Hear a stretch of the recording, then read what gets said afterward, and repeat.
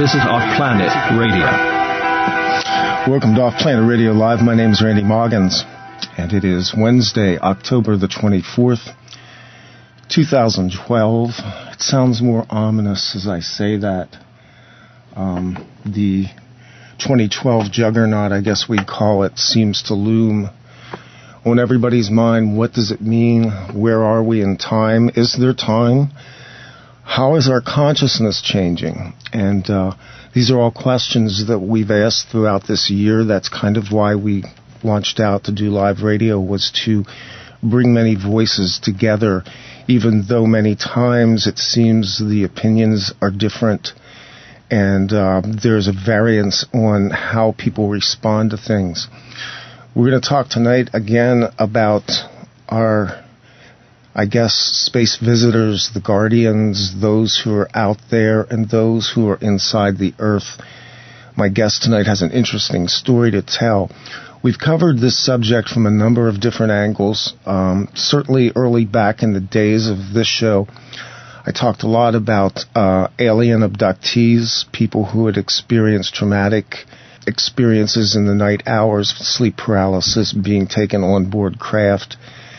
And because of the nature of the society that we live in, these are subjects that are not discussed by the mainstream press. And so disclosure, as it's called, begins with us. We are disclosure. And in order to do that, we have to air all sides of an argument. We have to listen dispassionately. We have to reserve judgment, and we have to allow stories to emerge. And that has been my mission. And some people don't understand that. They are very critical of guests. They want us to lean to one side or another. But this is, in effect, the only journalism that's touching this is the independent media on the internet for the most part. And, of course, a few outlets on AM, FM radio, both here and across Europe and around the world. My guest tonight comes to us on the phone from Australia. She has authored 2 books on the subject of the Zetas, which also can be viewed as the Greys. And she has co-authored a book called The Zeta Message with Helene Kay.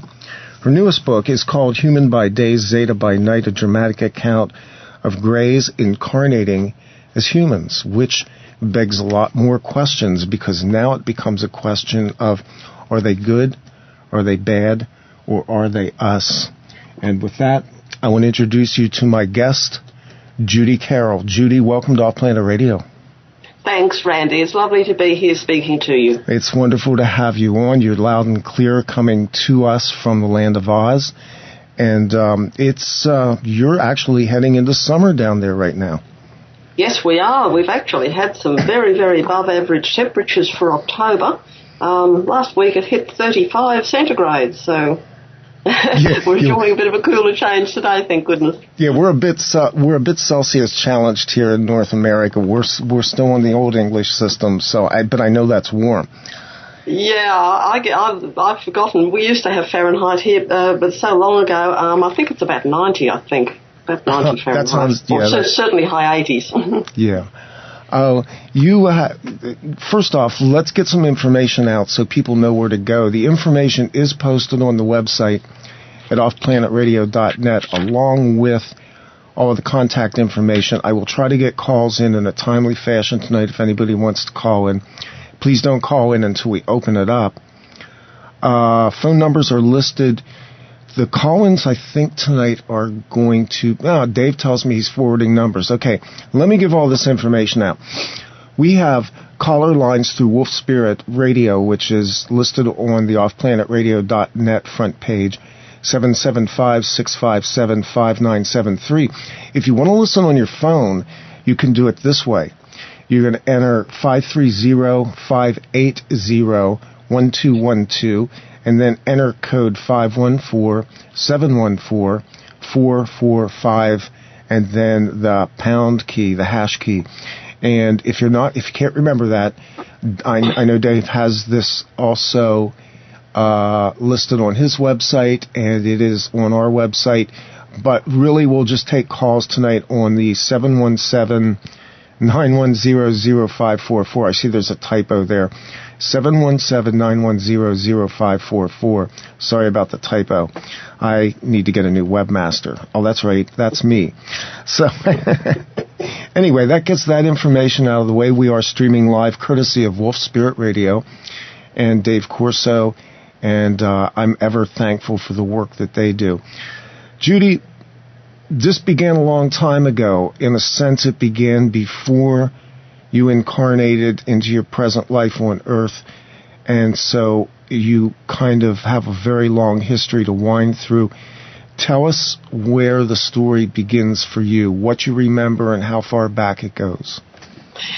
Well, it's a fairly long story, Randy. I have recall of carrying out work as a Zeta over a number of lives. It's hard to bring this down into human consciousness because, I mean, the human brain is very limited in this way, so I can only access so much of it. I can talk more easily upon what began in this life. I started having experiences very early. I can remember back to about 3 years old in the present life, having a contact experience where I was taken up our street by a tall, thin woman, and the screen image that was put into my mind at that time, or that I put into my own mind, was that I was being taken onto a train, to a train station to board a train. And it took quite a few years before I came to realise that it was actually an ET disc that I was taken onto. Let me just jump in here for a minute for anybody that doesn't know. A screen image is an image that's substituted in the consciousness that is similar but not the same. In other words, it's a memory substitute. Is that correct? Yes, that's absolutely right. The reason why it's done, in some cases the ETs do it to us. In other cases we do it to ourselves. In situations where they or we don't believe that our conscious mind can quite handle the reality of the situation. Like, for example, in my case, I was only a 3-year-old child. I'd never heard of ET contact or anything in my life, in the present life, I should say. So I had no way of understanding what was really happening to me. And so this screen image was put in place to enable my child's mind to be able to accept it as a reality that I was aware of and able to accept at that level of consciousness. And so being taken onto a train, I remember thinking back about it, and it was a really exciting, lovely journey, and I thought it was actually my own real-life grandmother taking me, because there was a sort of a grandmotherly energy with this lady. And I remember on several occasions asking my grandmother to take me back on the train. I wanted to go on it again, and of course she had no idea what I was talking about and put it down as a dream. And it was quite funny because it's like your brain split in two. For many, many years afterwards, I was absolutely certain that this train station was up the end of our street. And it wasn't until I probably got to about 8 or 9 years old when I came to understand there was no train station there, but I could remember it so clearly. And it was like I had two brains in my head, one telling me one thing, one telling me another. And whenever I tell this story to other people who've had contact experiences, they all say, yes, I can totally relate to that. Mm-hmm. And we've had other people saying, oh, yes, taken on a train. That's the idea that I had when I was a child, when I was taken on the disc. So it seems to be very widespread. When did you become consciously aware of the image being other than what you initially thought it was? At what age did you begin to have a recall of the actual events without the screens? Yes, it wouldn't have been until I was 30 years old. I had experiences before that, but I never quite understood what was going on. And they're the sort of things, because they're not part of your conscious everyday living reality, you tend to sort of put them away in a corner of your mind because you can't explain them. And there was nothing about them on radio, TV, in the media or anything, particularly back here in Australia. In America you had the Roswell incident, but we had nothing like that here. Mm-hmm. So there was no understanding. It wasn't. A thing like ET contact wasn't even conceived of in my childhood, and probably up until I was about 20. And so I just used to put these experiences away as, oh, well, it's just part of life, and I didn't really think any more about them. But at age 30, I had a very, very profound conscious daytime experience in which 2 or 3 of the Zetas were standing right beside me, blocking out light coming in through a window. And it was then that it was a very profound awakening experience, because I had suffered a certain amount of fear up until then. But at that point, lying on this bed, totally paralysed, strange roaring, buzzing sound going on in my head, and I suddenly saw them standing beside the bed, and it was like a jigsaw puzzle just all fell into place. All the fear disappeared. I recognised them as family, and it was just amazing after that. No problem whatsoever. So up until that point, you say you had a certain amount of fear. Did memories come back to you at times that caused you to be afraid of what you recalled? Were you confused? Did you feel traumatized? Okay, this is very hard to put into 3-dimensional words. I didn't actually have conscious memories, but I had fear of certain things. Things that I have since found out that other people who had contact with the Zetas have fear of. For example, as a child, I was absolutely terrified of eyes. I remember my mum had to black out a picture in one of my storybooks of a cat hiding in a bush with just its eyes showing. This turned to a fascination with them when I was going to high school. I used to draw eyes all over my exercise books, sort of the big Zeta-type eyes. The other thing I was absolutely terrified of was puppets and dolls and things like that, which is a result of the type of bodies that the Zetas use down here. I had no idea where this fear was coming from, but I had it very, very strongly. Terrified of the dark. I was very embarrassed by the fact that I absolutely refused to go to sleep on my own until I was about 10 years old. I actually thought I had a mental health problem or something until, again, I started reading about other people who've had these experiences and found out, no, it's just part of being an experiencer of these type of contacts. Did you also experience early in life enhanced abilities, maybe certain psychic or telepathic powers as well, Judy? I don't actually call myself psychic or telepathic, but yes, there are certain things through my life I've just sort of known with no way of knowing why I know. I'm very, very sensitive to energy. I had terrible trouble as a child going to school, being in the energy of all the other kids in the playground. I couldn't stand all the running around and noise with them. I could never attend a disco as a teenager because I can't stand the flashing lights. There's a number of things. Another thing I used to do as a child, I can see energy very, very clearly. Like if I'm lying back in the garden on a summer's day with the sun shining, I can see the energy moving around things. And I never thought anything about this. I thought everyone could see it until I grew a bit older and started finding out, no, other people can't see it. So, yeah, I guess I am a bit strange in this way. Yeah, I guess what I meant is a lot of times when I've interviewed people, contactees for the sake of our conversation, they tell me that even as a child they had a sense of enhanced abilities. In retrospect, many times what happens is a child's not really aware of anything that's special or peculiar, but some children are more sensitive to things like you just reported. Some children have what we call psychic encounters, psychic abilities, the ability to hear thoughts, to be able to, for instance, maybe even astral travel or things like that. Was any of that part of your early experience? Yes, well, I did astral travel on several occasions. I've had the body paralysis, and of course, moving out of the body, that sort of thing. I've had that on several occasions. I've also been very, very strongly aware of an energy coming out of my hands right from childhood. I can feel it when I drive a car. I can feel it coming out. And I never realised what that was about until I understood the ET connection, because of course that's the way the discs are operated through the pilot's hands. And it's almost like it's an automatic response. As soon as you place your hands on the wheel in the car, the energy starts flowing. It's quite amazing. So in your early childhood, you don't really have a lot of exceptional experiences that you remember interrupting your life or disrupting you from a normal childhood development? Not particularly, no. It was just the fear. The fear is the main thing. I can remember this huge fear, a continual fear that someone was going to come into the house at night. I was absolutely petrified with this. And I suppose, yes, that did affect my childhood quite a bit when I think back about it. But that's really the only exceptional thing that I can think of, this just continual fear. Now, flashing forward to the time when you began to recapture memories, tell us a little bit about that. Well, that was very, very interesting.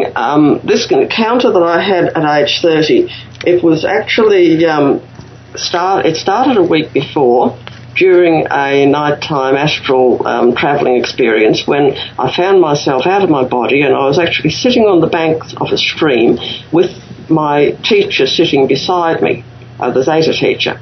And I remember waking up with the absolute knowledge that he wasn't human, but I couldn't really quite recall what he looked like at that stage because I hadn't quite been fully awakened at that time. And we were having a very, very profound discussion. I was aware that he was quite important, like an elder or something like that, because others were coming by to speak about things with him, and he'd sort of move them on because he was busy with me. And we were having a very, very profound discussion about my future, and obviously talking about the contact that was going to be made with me in a week's time. So the following Sunday afternoon was when this profound contact happened, and part of it was I was actually given very, very detailed instruction by the Zetas that it was time for me to wake up. We were living out on acreage at that time, and I was given information that we'd be moving back to town. The actual words they used were that you've been hiding yourself out here for long enough, you've got to get back to work. And I was told that I had to learn meditation and preferably to learn Tai Chi, to learn to meditate through doing Tai Chi, because I'd actually been a professional dancer and it would have been hard for me to get into meditation. So they told me to learn Tai Chi. They also told me that I would need to learn a healing technique of some sort, which I later came to find out was Reiki. And I was told that my job down here was to learn these things thoroughly myself, that I was to spend many years studying them, and then to qualify to become a teacher so that I could pass them on to other people, because this is part of the evolution of the human race, is to learn to work with energy on a conscious level. And so this is why I'm now teaching Tai Chi and Reiki. And this whole life plan was basically laid out for me by the Zetas that afternoon. And over the following years, things started falling into place, quite coincidentally, or seemingly coincidentally. Teachers being put in my way and classes being offered to me so that I was able to pursue this course of action that I'd been instructed to. At that time, you began to have, I guess, what you would call meetings, councils with the Zetas. What was the content of those meetings, and how extensively did they begin preparing you for the time that we're entering into? We know, and I think you and I talked about this a little bit, this sense of destiny, the idea that we kind of came into this life in this time knowing that something was shifting in the earth and that we were part of it. And I think that's part of the universal conscious, but I think some people are more aware of it. How did they begin to prepare you for that, and what were some of the initial transmissions that they gave you?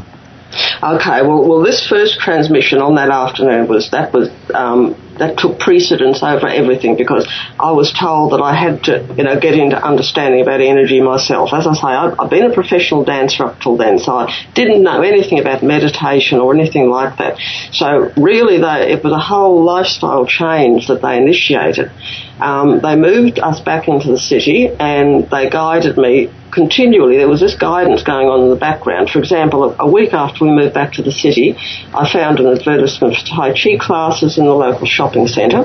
A few months after that, people moved in next door. We had a rental property next door to where we were living, and people moved in. The woman was a meditator and had been meditating under a teacher for 10 years, and her teacher had just moved to our area where we were living, and she was starting classes up, and I was actually invited to join these classes, which was a closed meditation, like a meditation development group, which was quite amazing because, I'd never meditated in my life, and here I was being invited to join a closed circle. So I actually sat in that circle for 8 years, learned to do channeling, but what the Zetas really wanted me to do was writing. They wanted me to spread the message through the written word. And so what they started doing during these meditation sessions, we used to meet once a week over a period of 8 years, meditating for probably about an hour or an hour and a half, and they taught me to do automatic writing. So what happened, these messages used to start coming through during the night when I was meditating, and I would be told then to take a pad and pen, sit down and write them down. And oh my goodness, so many, many messages. I have a book full of about 50 or more of them started coming through. So this was what they were preparing me for. And then the next step, once I got used to communicating with them in that way, they then suggested that I write the books, Zeta Message and Human by Day, Zeta by Night. So that's sort of my mission, is to write and get the message out that way. Now, you wrote this book, Human by Day, Zeta by Night, sort of from a fictional standpoint. In other words, this is not an actual accounting of everything from a factual standpoint, but more of what you call a dramatic account. Okay, Human by Day, Zeta by Night it's marketed as a docudrama based on the Zeta Message. The Zeta Message is my true story of my lifetime of contacts and my co-author Helene Kay's story, which we'll talk about in a moment. But what happened, back in 1995, I had a very profound encounter with the Zetas at a sacred circle over in the UK. And during this encounter, I was asked to write a book about human ET contact, but it was to be written entirely from their perspective. So this is how Human by Day, Zeta by Night came to be. It's sort of my own life story, but spoken from the Zeta perspective. So everything in it is absolutely true, but it's sort of set in a semi-fictional storyline, but the background, so like the background is semi-fictional, but all the information about the Zetas and going up on the disc, carrying out procedures on people, that's all absolutely true. And there's a massive amount of teaching in it. Now, you do, in this book, acknowledge the fact that the Greys do what I guess we would call abduction. In other words, they will enter the room generally by 2 or 3, usually in the night hours, and that there is a sleep paralysis that comes on, and then they will literally take you through the wall, through the window. They dimensionally transport you onto what you call the disc, the ship. In the course of relating this in the book, it seems benevolent, but I want to ask you, up front, why do they do it this way, and why is it that so many people report encounters where they're taken, where they're implanted, where there are biological experiments that are done, there are fetal implants that are done, there are pregnancies, and I'm trusting that they've communicated to you something that kind of maybe smooths that out a little bit. Okay, this is a massive field that we're covering here, but yes, I can certainly bring in a bit of clarity on it. I go into great detail in it in the book. Now, what people need to understand is that there is a huge, huge amount of disinformation being put out down here against the Zetas. There are also quite a number of non-genuine but supposed ET abductions going on, where some pretty negative stuff does happen. I fully acknowledge that. I've read several people's stories of this going on. All I can say is any genuine ET contact or abductions, to use that word, I don't like it very much because it's not an abduction. The person's free will is never overridden. What people need to understand is that we operate on about 10% of our potential consciousness down here on planet Earth. And so the human consciousness is a little bit like an iceberg with just the very tip above the ocean, which is a conscious part, and the majority of it hidden underneath in subconscious, superconscious. people make an agreement with the ETs in the between life state before they're born. An agreement is made that they be contacted because they're ready to step forward in their evolution. This is what genuine ET contact is all about, assisting in the evolution of the planet and its people. So a contact is made, an agreement is made with people beforehand that this intervention is going to come in.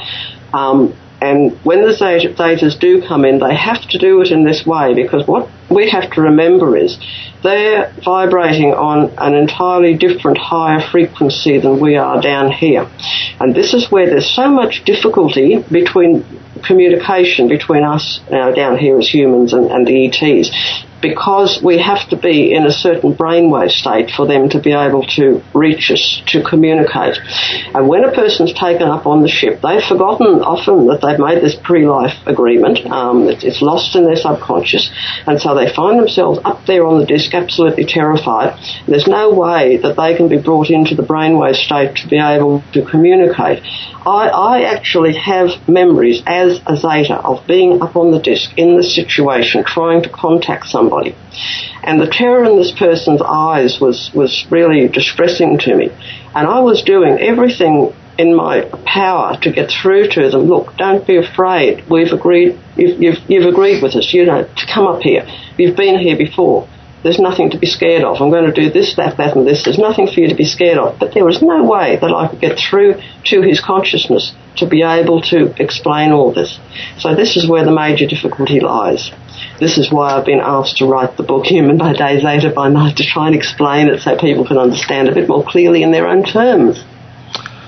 I think this is the hardest part to explain, because of the fact that, there's disinfo out there. It is my experience, too, that there are people who, to this day, are genuinely perplexed about experiences that they've had. And I don't know how much you know about this, but I've done a lot of research into what are called MyLabs, which is military abductions, which are basically being done under the cover of ET abductions, but in fact are being engineered by military and intelligence operatives. For what purpose? I'm still not sure, although it seems to tie into certain mind control operations. Can you speculate or comment on that? Yes, I can, absolutely. I'll just explain. I'll start by explaining a teaching that the Zetas have given us on the human ladder, what they call the human ladder. And this is all about human evolution. And this particular group down here that I refer to in Human by Day, Zeta by Night, I refer to them as the controllers. And they basically look on planet Earth as being theirs. No one else is allowed to come in here. They have humans down here absolutely under their thumb, under complete control through all the media, advertising, materialism, commercialisation, everything that's going on down here to stop people from moving forward and evolving. Yes. And so because the Zetas are coming in here specifically to assist people with this, they're being branded as demons, evil, etc., to stop people linking into them. So it's really like a fear-mongering campaign to stop people moving forward, because the only way that they can get out of the clutches of this controller group is by evolving spiritually. That's the key to getting away from them. So the Zetas basically operate on a level of interacting with us to initiate and amplify what I guess we would call an ascension process. Yes. Exactly. I'll just speak a little bit about this human ladder. We were given a teaching on this back in 2001. The human ladder is a term that the Zetas use for the path or cycle of evolution that's followed. What was that term again, Judy? Yes, human ladder. The human ladder. The human ladder. Okay. Yeah. It's a path of evolution that's followed by all human-type species through the universe. Now, it's comprised of 10, what the Zetas call galactic levels, and this really puzzled me at first, because I thought, that's silly, that doesn't make sense. There are more than 10 galaxies. And often in communication with the Zetas, people find things like this that they think, oh, that doesn't make sense, that's stupid, that's ridiculous. But what you've got to do, you've got to really link into what they're trying to get across. It's a communication difficulty. Now, this galactic level thing, they're not actually galaxies or physical places. What they are ascending levels of expanding conscious awareness. Now, Earth humans are only on the first rung of the human ladder, so able to access approximately 10% of our potential conscious awareness. And I emphasize the word conscious because this is the key to where we're evolving as humans. And I emphasize conscious as opposed to subconscious, superconscious. Now, as we progress up through the 10 levels over the span of many, many lives, more and more of our DNA will be activated. We have about 10% of that active at the moment, so there's more of that to open up because that's linked into our consciousness. And through this, we'll be able to consciously access and perceive higher energy frequencies. So, in other words, as we evolve up through the human ladder, we'll be consciously aware of higher dimensions and more dimensions, just as we're now aware of third-dimensional reality in which we operate here. Now, the Zetas are on levels from about 5 to 8, so they're able to access 50 to 80% of their conscious awareness. Beyond them are the ones that we think of down here as angels. Levels 9 to 10 of the ladder, they have 90 to 100% conscious awareness. So, in other words, they're fully awakened to what could be called like a divine or cosmic awareness, consciousness. And that's actually where we're heading. That's our evolutionary path. It's a mind thing. So where are we right now as human beings? You say we only use 10% of our mind. And I'm using the word mind distinctively away from the term the organic brain. Is that true or not true? Yes, absolutely. The brain is just a physical manifestation of the mind. The mind is massive, absolutely massive, way beyond what we can conceive of down here on Earth. So where are we on a scale right now? Is there a percentage of the populace presently incarnated on Earth that is in the level where they're beginning to transition? And along with that, what are the energetics in the planet right now that are moving humanity towards this? Is there a cooperative effort between what I'll call the planetary consciousness, or the Gaia complex, as some people call it? Is this all working together? Yes, it is, yes. What's happening at the moment, and this is what the 2012 shift is all about, which really isn't quite as people perceive it. Planet Earth is in the process of stepping up from the first rung of the human ladder to the second rung. That's this fourth world to fifth world consciousness that Mayans and Hopi people used to talk about. Now, because humans of the planet, humans of Earth, are intrinsically linked into the planet, we need to step up in our frequency as well. It's like a stepping up of vibrational frequency, coming up to a higher frequency level. So this is what we're supposed to be focusing on.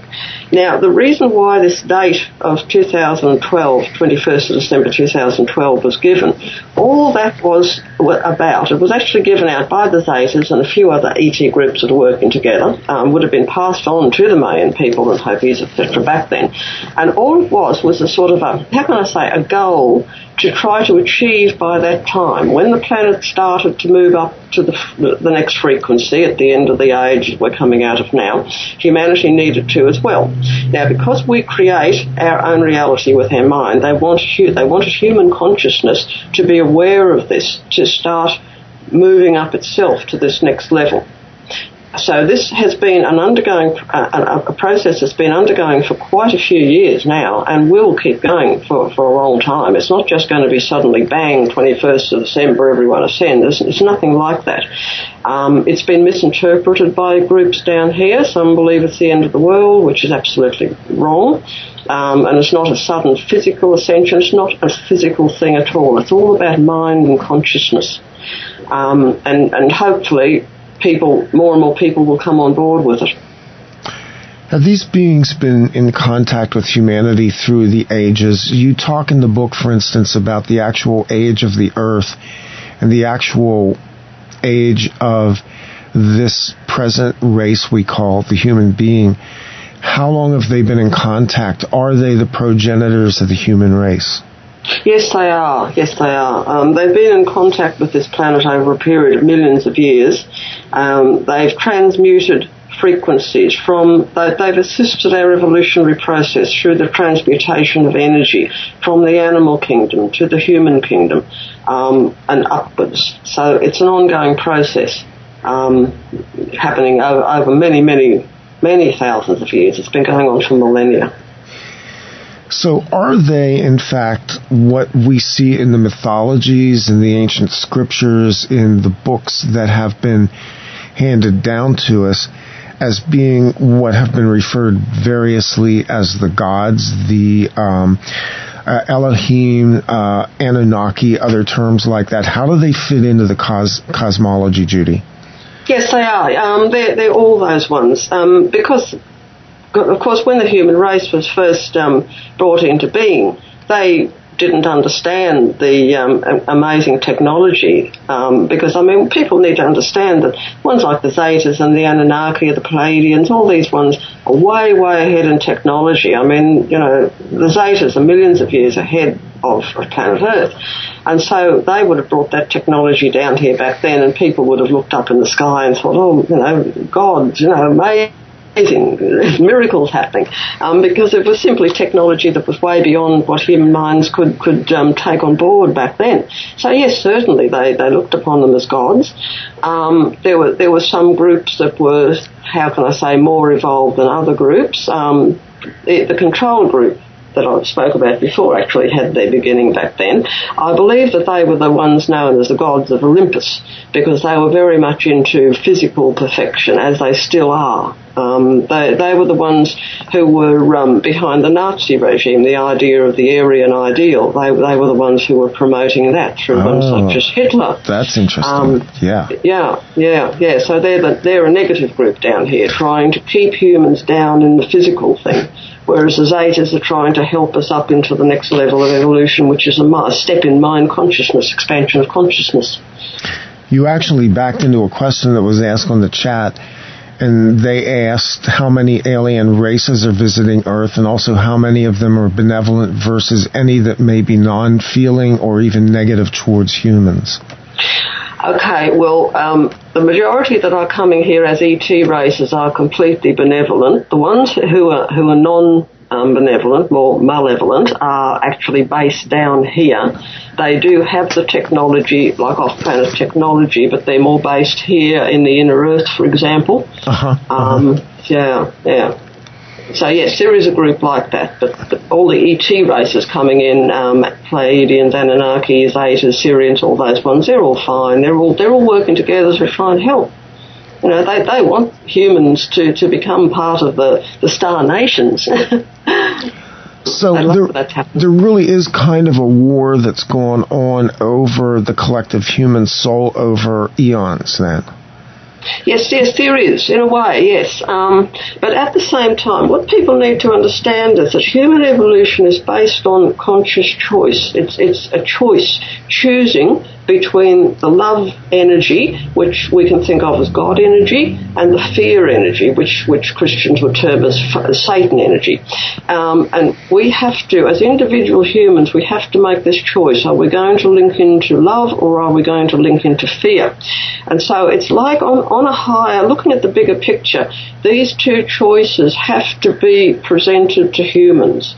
So on that level, you can sort of say, well, there really isn't any good or bad. It's just basically choices that people make.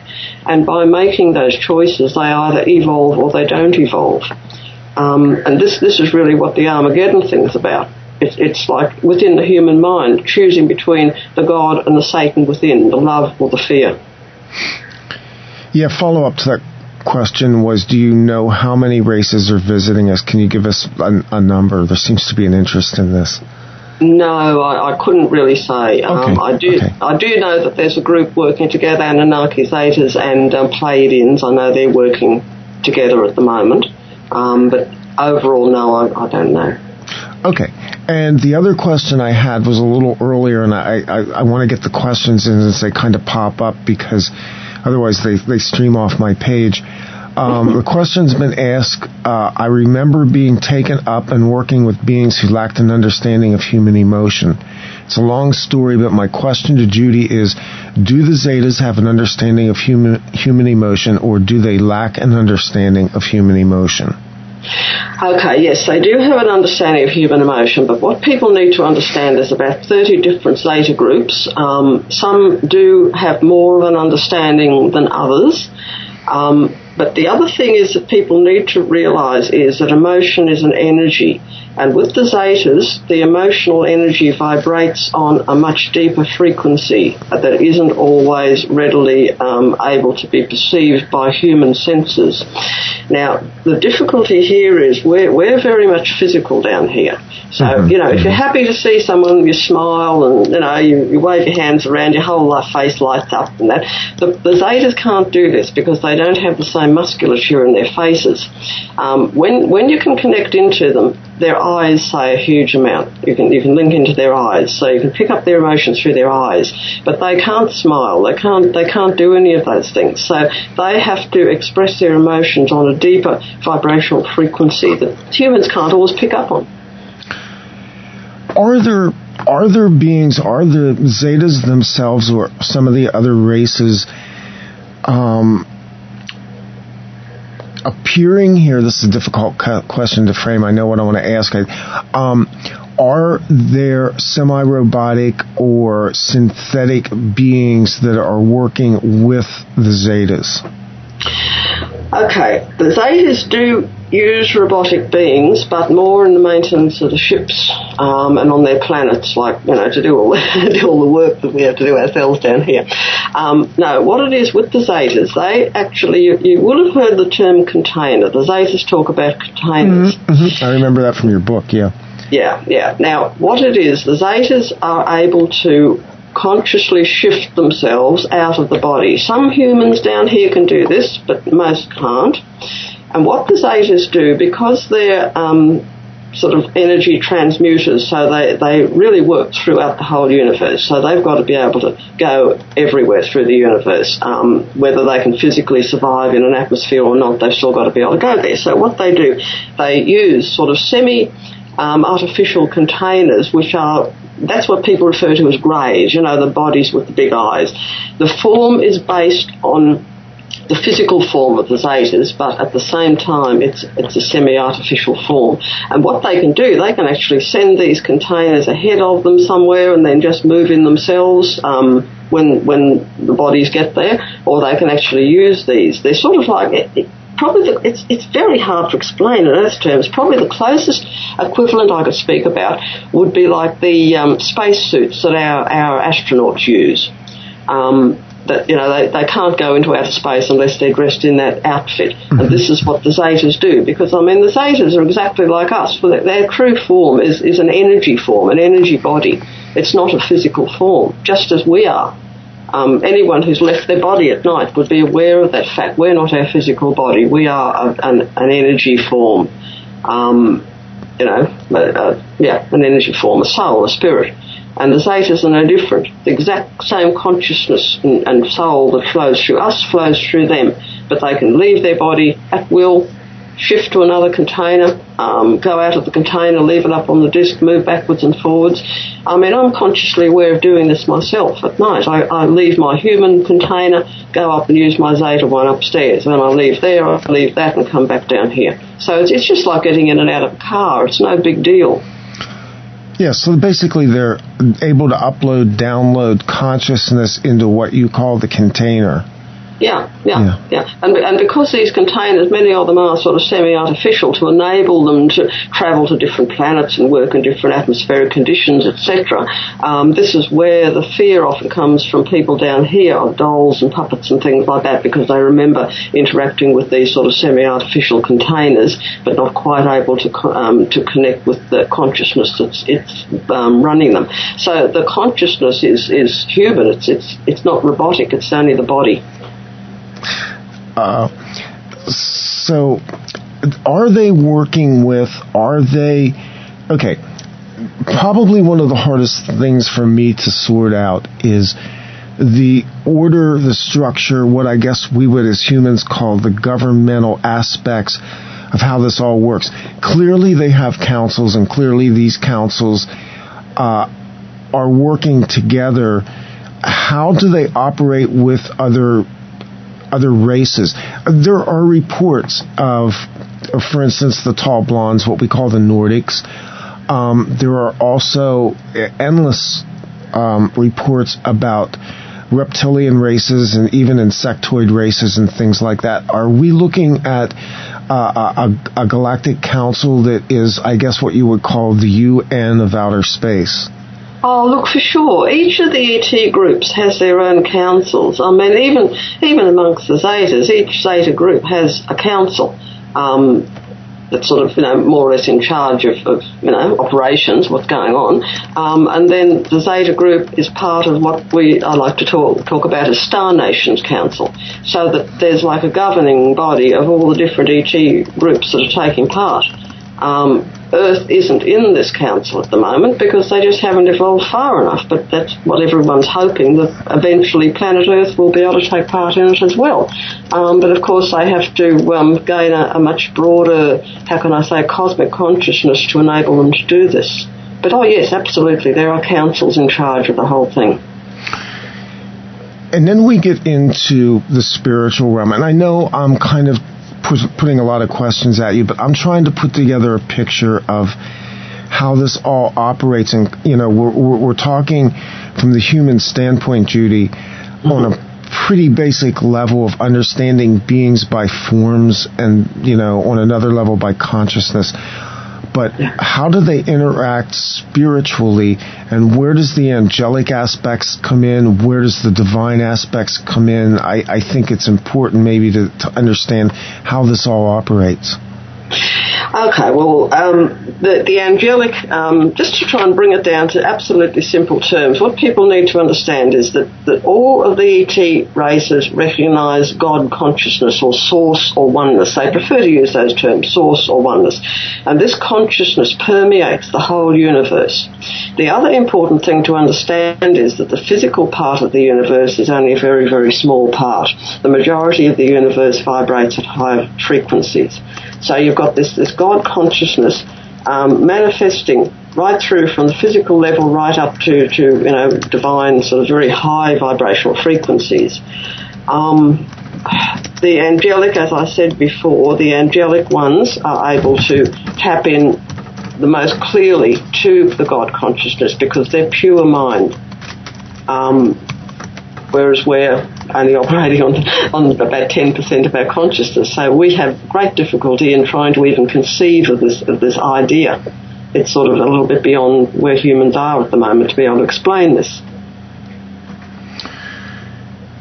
Yeah, it's difficult to frame this because we don't even understand our own spirituality to a large degree. Do they address spirituality from a cosmological standpoint? What do the Zetas understand as what we call God?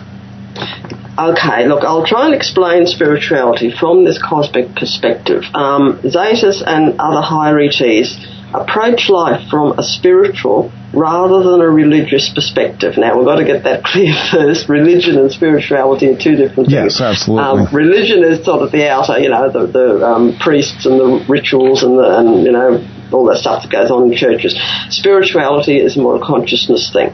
It's a more expanded conscious awareness, and it's attained over the span of many lives. And this is what human evolution is about, is expanding to higher spiritual levels, soul levels. Now, the higher evolved ETs are able to consciously access higher energy frequencies, so they don't depend upon religious faith alone in the existence of a supreme source energy. They're able to tap into and perceive it in full conscious awareness. So, their perception of God is much clearer and purer than we can possibly have down here.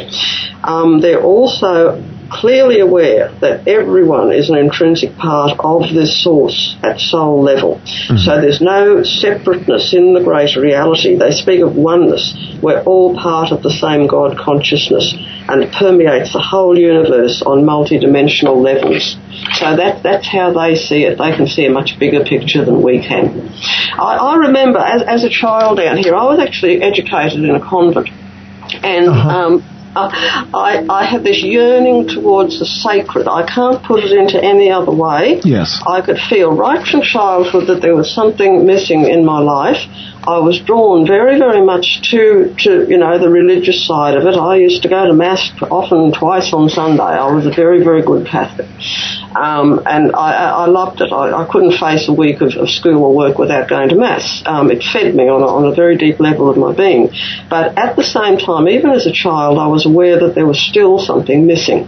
And really, I think it was this sense of something missing that drove me to, on deeper levels, open up to other things. I wanted to start investigating reincarnation and all that sort of thing, which eventually I learned through reading and through the Zetas' help. But what I came to eventually understand was that it was the Zeta part of my being that was absolutely thirsting for this connection back to the sacred. And it's very hard to find down here. You've got to really go searching for it. Whereas with them, their whole life is based on this seeking after God consciousness, to put it into plain language. Do you find that that's a commonality among the people that you've interacted with who are also of similar background as yourself, people who are contactees or people who have ongoing interactions?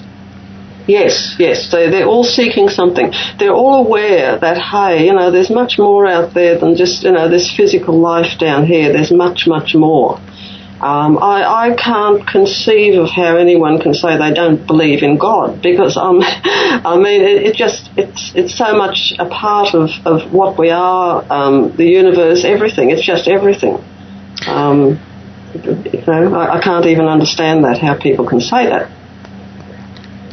And so we kind of transition into this place where we have a limited understanding, but as humans we have a sense of being a part of something bigger. And now it goes into the beginning of the first book that you wrote, Human by Day, Zeta by Night.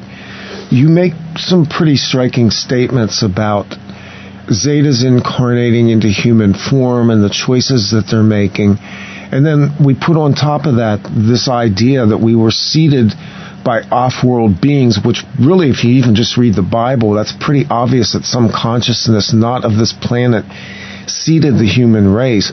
But people struggle with this idea that somehow there are beings among us, or even ourselves, who possess not just the consciousness, but also genetics that have been interweaved into our own human genetics, that we are in fact on one level or another and with varying degrees part of that genetic pool that are the Zetas as well and other off-world beings. Yeah, see, this is why, like some people down here feel a really close connection with the Pleiadians. Others feel a real close connection with the Zetas, others with different races. It depends. It is a sort of a genetic, almost like a family line, to put it into very human terms. We all have ET genetics in us, otherwise we wouldn't be human. All these ones who are interacting down here are human beings, and this is why they use the term the human ladder. They don't like the term alien, because they're not alien. We're all human. We're all human, humans in the universe, all coming in together. It's like a brotherhood of humanity, and that includes all those ET races as well. Because it was their genetics that lifted us from the animal kingdom to the human kingdom. There was outside intervention, which is the story of Genesis in the Bible. And this is ongoing. It's not just back then, it's still going on now. So what they're doing, they're now giving us a leg up to the next level, to sort of become more divine or cosmic humans. So this is effectively, on a broad scale, what occurred in Genesis chapter 6, where the sons of men, as they're called there, started going into or having, I guess, sexual intercourse with the human women. Yes, this was actually not supposed to happen back then. This was a breakaway group. I actually think this is the controller group that I talk about now. They're sort of like almost fallen angels, I guess you could use the term. Because really it's not so much a physical thing, it's more a, how can I say, it's a consciousness thing. When people are taken up on the disc by the genuine ETs, it's like it's like a downloading of consciousness that assists us up to the next level more than an actual physical intervention thing. There is some physical intervention, but it's more to do with consciousness and working with the DNA. So it's a little bit different again. Okay. We're coming up on the first hour, and we are going to take a break, Judy. But I'll get one more question in here real quickly. Just looking at the chat room right now and to see what they're posting. Let me see here. Let me go here first. And on the chat room right now, if I don't take your questions in order, it's because I either want to give the question more time or I want to weave it into the questions that I'm asking in the background. Judy, you mentioned some malevolent beings located inside the earth.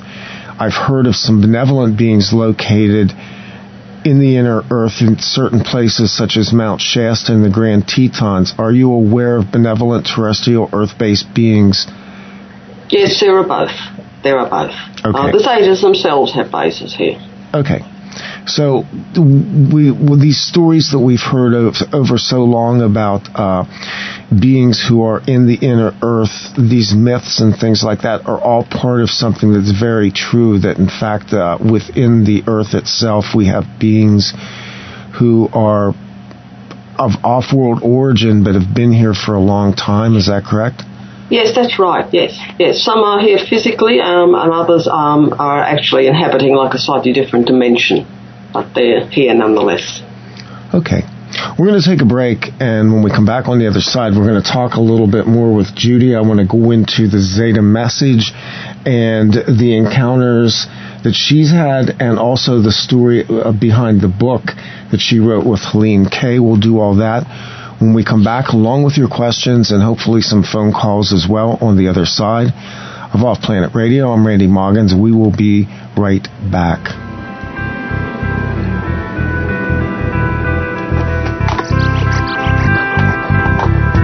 This is OffPlanet Radio.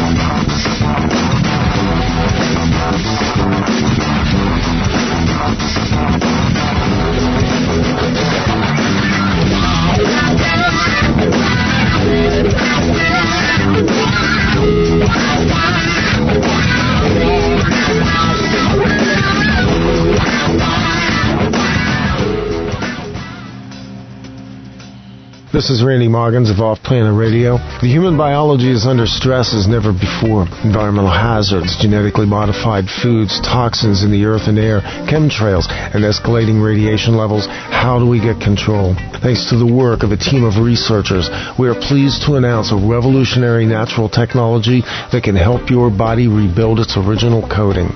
RNA Drops is a complement formula based on the newly discovered iCell. RNA is the building block of DNA. These new DNA structures are the gateway to what is called ascension. Many users of RNA drops have discovered the benefits of a product as unique as their own biology, finding newfound well-being, peace of mind, and a sense of control over their destiny. Like me, they are enjoying a sense of empowerment within their own bodies and emotions. To get all the details on RNA drops and to find out how you can obtain a free mini bottle, go to rnagenesis.com. That's rnagenesis.com.